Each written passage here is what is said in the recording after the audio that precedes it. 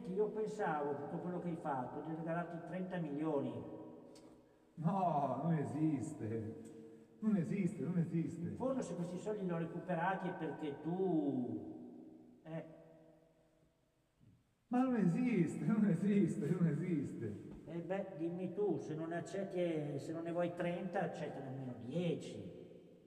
Ma non è né 10, né 1, né 2. Non lo capite che li voglio tutti? Ma tutti? Ma non deve dare a quel figlio a mio sottosegretario. In fondo hai ragione, è meglio che li dia a voi. Ecco. Ciao. Tanta